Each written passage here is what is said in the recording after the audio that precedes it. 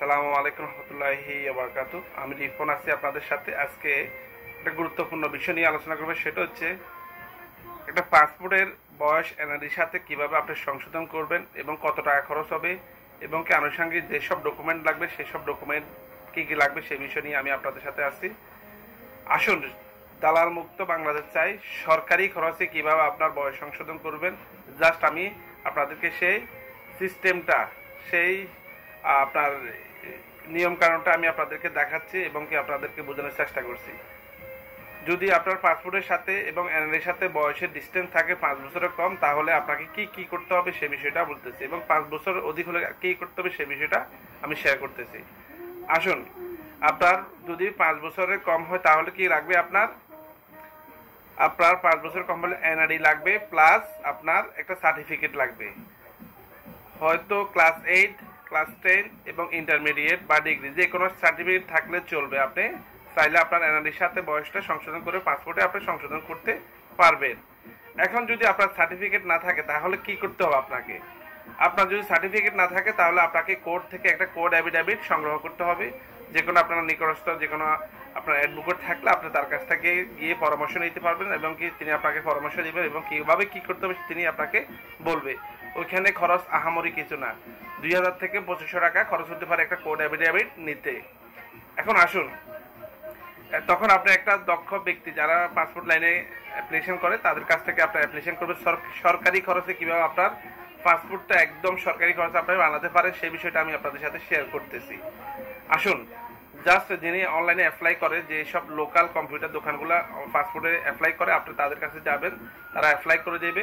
Apply করার পরে আপনাকে সরকারি খরচ 5550 টাকা সরকারি খরচ, এটা আপনার যে কোনো ব্যাংকে আপনি পেমেন্ট করতে হবে। পেমেন্ট করার পরে অনলাইন আপনার আবেদন ফর্ম এবং আপনার এনআইডি কার্ডের এটা ফটোকপি প্লাস পাসপোর্টের ফটোকপি এবং অরিজিনাল পাসপোর্ট এবং এনআইডি অরিজিনালটা সাথে নেবেন। নিয়ে আপনি কোনো দালাল ছাড়া সরাসরি আপনি আপনার নিকটস্থ পাসপোর্ট অফিসে গিয়ে ফাইলটা জমা দিবেন। যদি আপনার রিসেপশনে ফাইলটা আপনার না নেই তখন আপনাকে কি করতে হবে সে বিষয়টা আমি আপনাদেরকে শেয়ার করতেছি। আপনি সরাসরি 2 তলায় উঠে যাবেন, 206 নম্বর রুমে যিনি দায়িত্বে আছেন ওনার কাছে যাবেন। স্যার বা ম্যাডাম, আমার ফাইলটা নিচে থেকে সংগ্রহ করতেছে, ওনারা দালালের সিল চায়ে ফাইলগুলো সংগ্রহ করতেছে। এখন আমরা সাধারণ মানুষ ভুক্তভোগী, আমরা কি করতে পারি বা কি করা যায়, তখন উনি আপনাকে সিল চপ্পর দিয়ে দিবে। দিয়ে দেওয়ার পরে আপনি নিচে আসার পরে দেখবেন আপনাকে ওই রিসেপশন যিনি আছে উনি সিল দিয়ে বলবে যে আপনি এত নাম্বার রুমে যান। একদম সরকারি খরচে আপনার পাসপোর্টটা তৈরি করতে পারছেন। এখন দেখেন, এর ফাঁকে আপনাকে এটার সাথে একটা অঙ্গীকারনামা অ্যাটাচ করতে হবে। অঙ্গীকারনামাটা আপনি কোথায় পাবেন? ওয়েবসাইটও আছে, প্লাস আপনার আঞ্চলিক পাসপোর্ট অফিসে প্রত্যেকটা গেটের সামনে একটা রিসেপশন আছে, ওই রিসেপশনে আপনার অঙ্গীকারনামা পাবেন। অঙ্গীকারনামাটা আপনার ফিল আপ করতে হবে। এক সাইডে আপনার এনআইডি অনুসারে লিখতে হবে আর এক সাইডে পাসপোর্ট অনুসারে লিখতে হবে। জাস্ট এতটুকু ইনফরমেশন, নর্মাল ইনফরমেশন এখানে দেওয়া আছে, আপনি পড়ে নেবেন। যদি পড়তে না পারেন তাহলে যে কোনো একটা শিক্ষিত লোক দ্বারা আপনি পড়ে বুঝে শুনে ওনার দ্বারা লিখে নেবেন।